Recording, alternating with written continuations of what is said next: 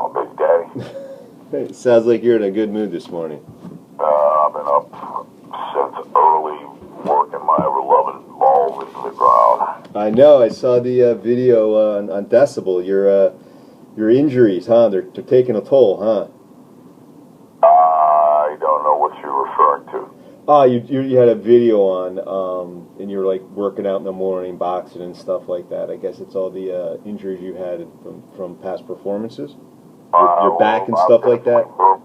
Shattered the skeleton a few times, so that is the truth. But I'm all right, man. That's great. Hey, listen, I appreciate taking the time. New album is definitely it's you know what I expect from you. It's fantastic. Loving it, and I just want to ask you a couple quick questions and you know have some fun. Let's do it. All right. Hey, listen. Will you elaborate with me on the name of the band, Phillip K. Anselmo and the Illegals? It seems it's actually H. Anselmo. Sorry about that, but that's all right. It's it seems that's kind of important. I'm just you know, we want to elaborate a little bit. Well, the only elaboration I can give is that I call them the Illegals out of spite. And I'm doing an interview right now, okay? I'm doing an interview. I don't know what. 2 seconds? Sorry about that, for fuck's sake, man. No problem. Anyway, I call them the Illegals because they're going to get a different moniker with each release. But like next time, I might call them, it might be Phillip H. Anselmo and the Cute. So they're going to get their lumps from the kid. Okay. So, and what I kind of meant is you using your name. Man, it's, you know, for me, if I was going to start another band, I've done so many friggin' projects in the past. It's like, you know, why would I? You know, I don't know. I didn't see the sense in, you know, calling it something, because to me, I guess let me rephrase that. I didn't see the sense in calling it just another band name. It made sense to me to just say Phillip Anselmo, so we could just cut to the friggin' chase and not confuse people anymore with what band I'm starting this week, you know. Okay, great. So listen, is music media your whore or what? Well, you tell me, man. I don't know. You know, honestly, dude, with song titles and lyrics and whatnot on this record, there is a lot of sarcasm and tongue-in-cheek and whatnot. So really, it's just my way of having a little bit of fun at the expense of the media and the press, kind of like they've had their fun with me over the years, you know. So, right back at you. Okay, very good. Hey, why didn't you put this out on Housecore? Because it's my label. Okay. No, I thought this was out on Johnny Z's label. That's what press release I had. Megaforce? Yeah. It's like a distribution type thing, so... Okay, you know, so it's like an imprint on Mega, right? Absolutely. Very good. Listen, you got a lot of varied projects, everything from Christ Inversion, you know, to this newest project with the Illegals. Where does this influence come from? Well, you know, I am a gigantic underground music fan. I don't care 1 inch for the mainstream at all. I don't care about popularity contests. I don't care about who's number 1 or 2 or 3 or 20. I don't give a shit. I don't care about that stuff at all. I wanted to make an extreme record that really is coming from my perspective and point of view about how music really, you know, there's a lot of bands that call themselves traditional this, traditional that.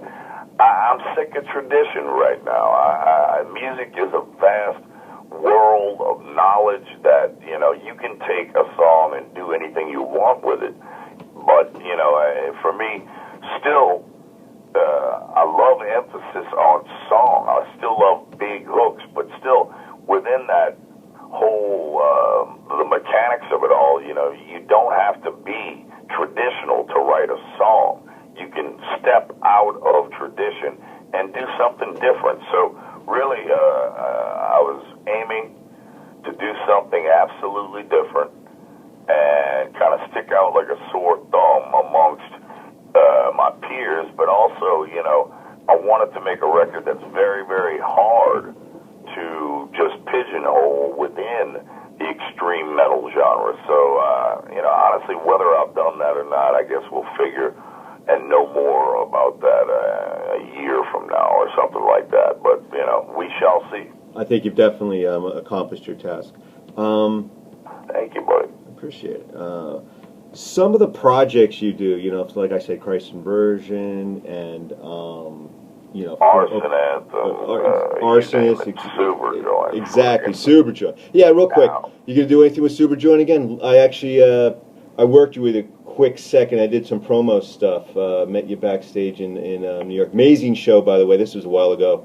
Are you gonna do anything with them again?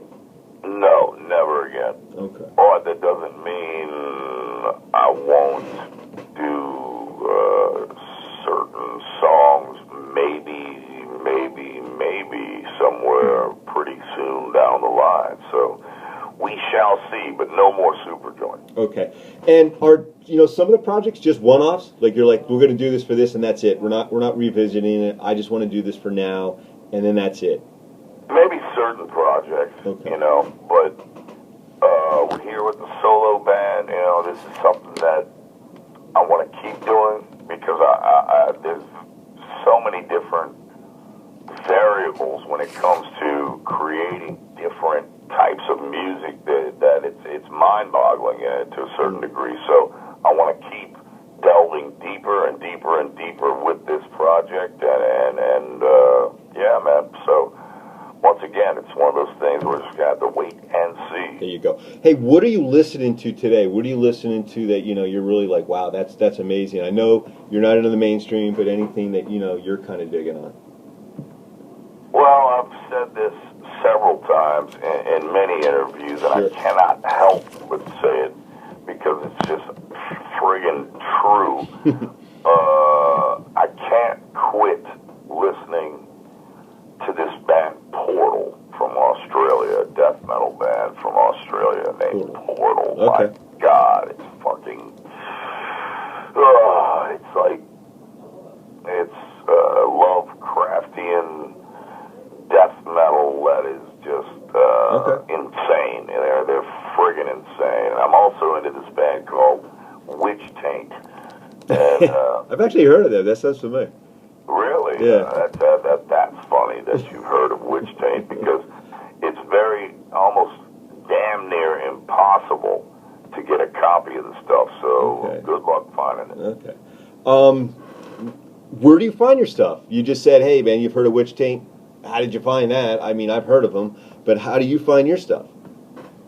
Well, you know, one of my favorite things is meeting people outside of shows or talking with guys like yourself and just talking music, and you learn so much from just word of mouth.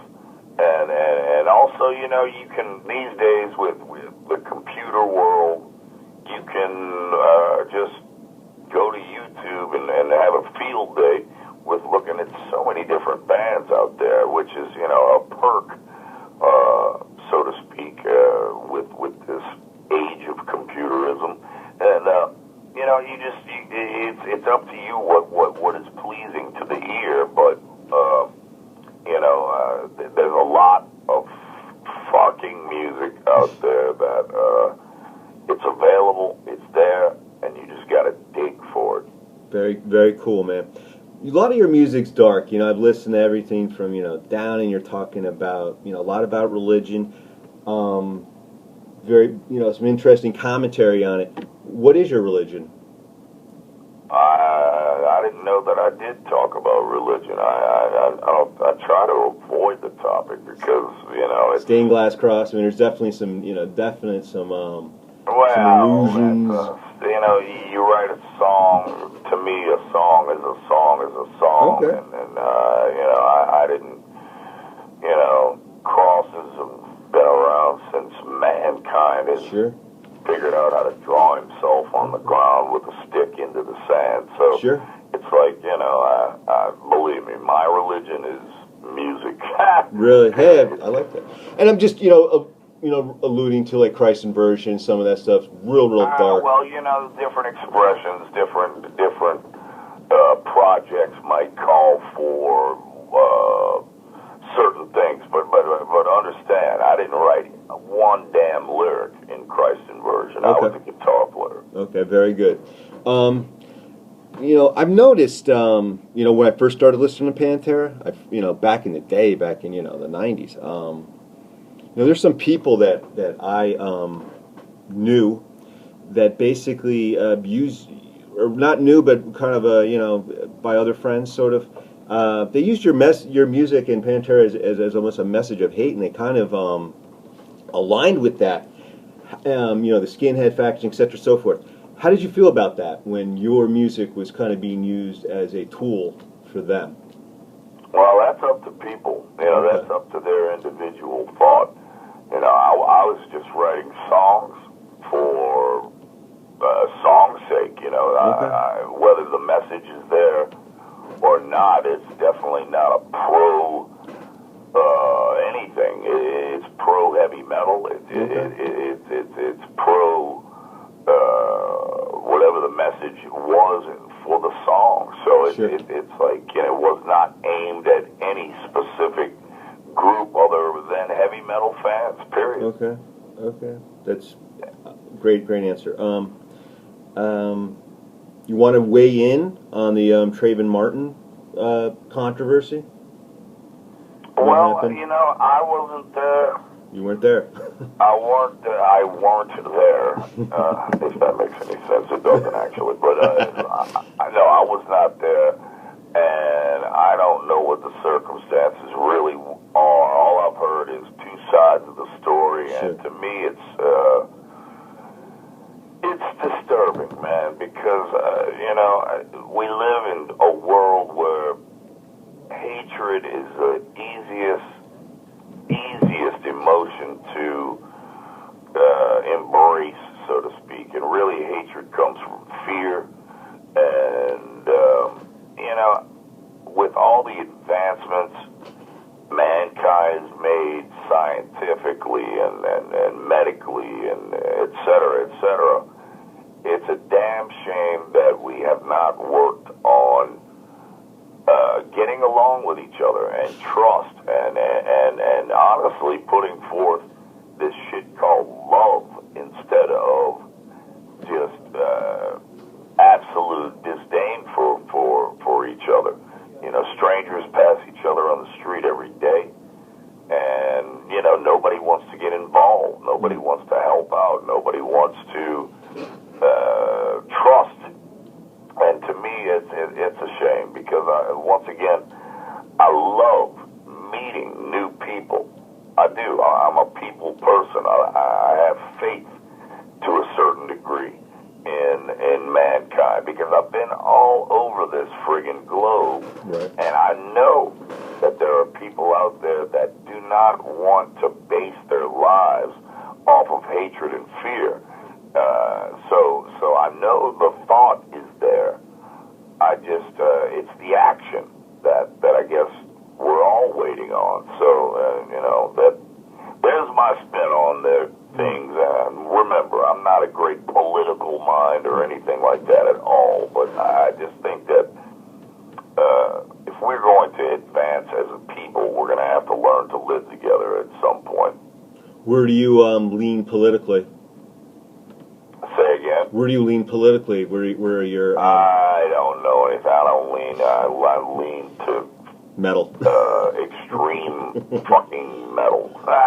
There you go. That's where I'm leaning. One of the most amazing songs you've ever done, and it was a real surprise from being a fan for so long, was, of course, Planet Caravan.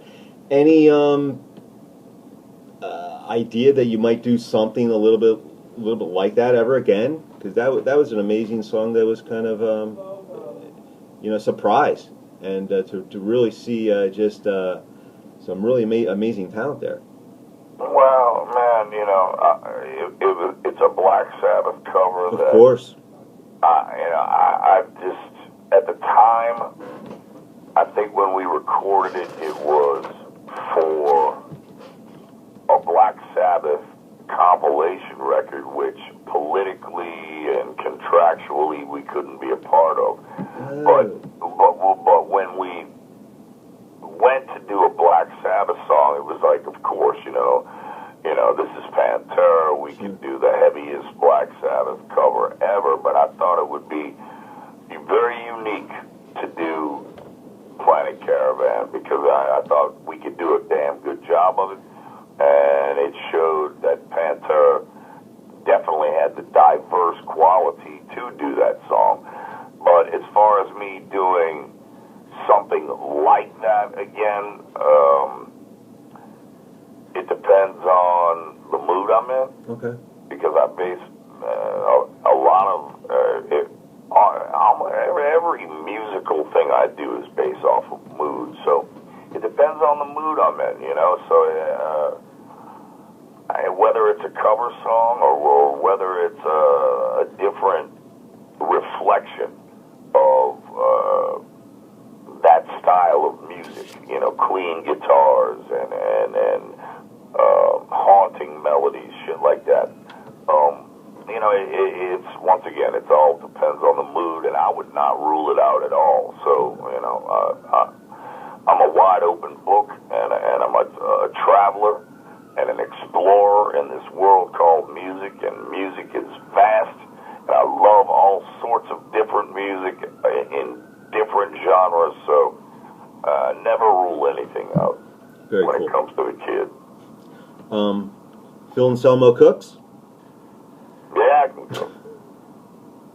You saw the cartoon. Oh my God, I love it. I've had a friend of mine, he's a chef on Chopped, Chris Santos, he's all tatted up if you've ever seen Chopped. He's a big Pantera fan, and his comment was, the best video ever. This is the best thing I've ever seen in my entire life, and he loved it.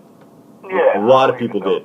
I don't even know who did it, but whoever did it, it's fucking hilarious. It's fantastic, and I give them 2 gigantic thumbs up because it is funny. I love it.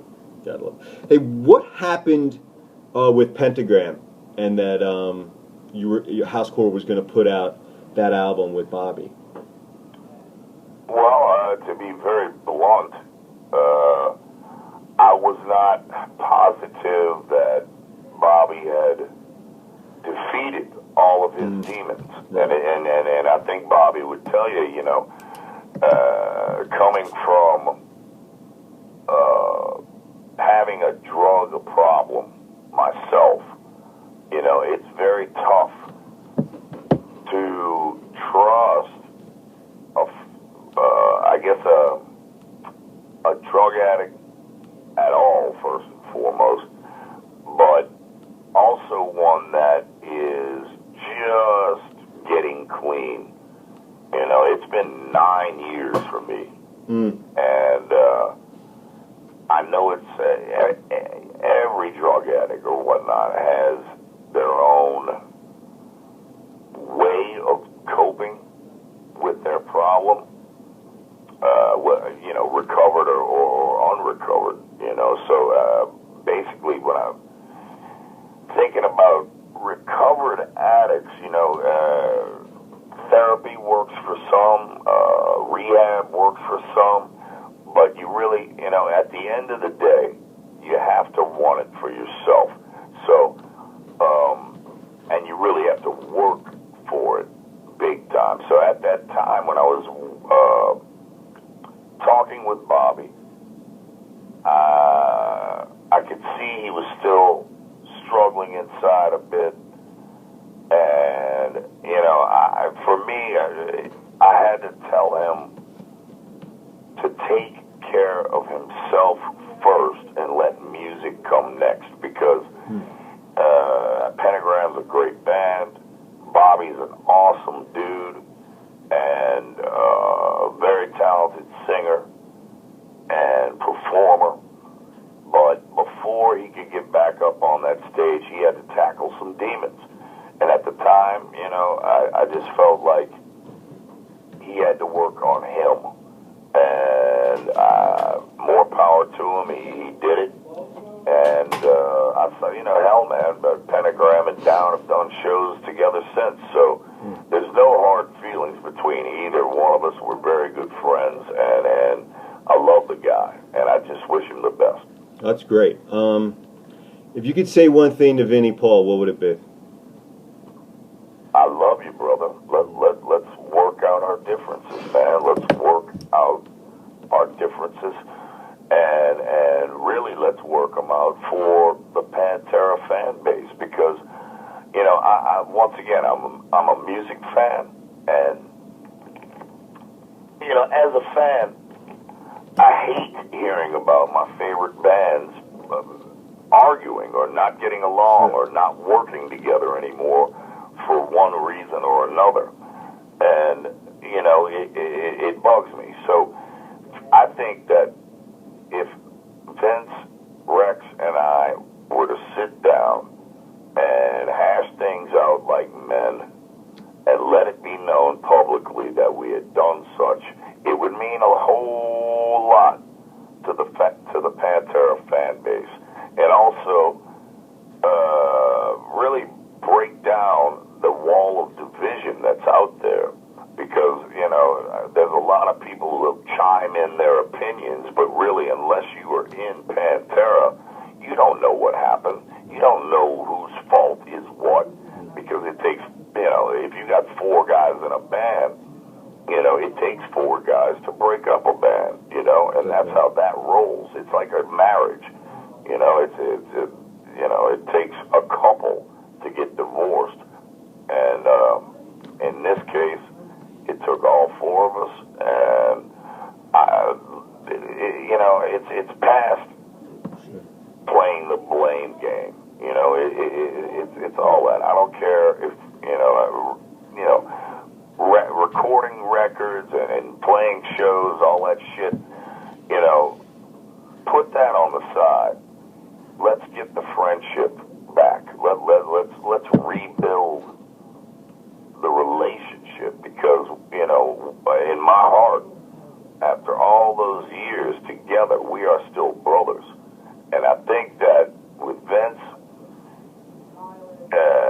his unwillingness to speak to Rex or I is really based on his love for us. You know, if he's acting so negatively towards us, I think that comes from deep, deep love of brother.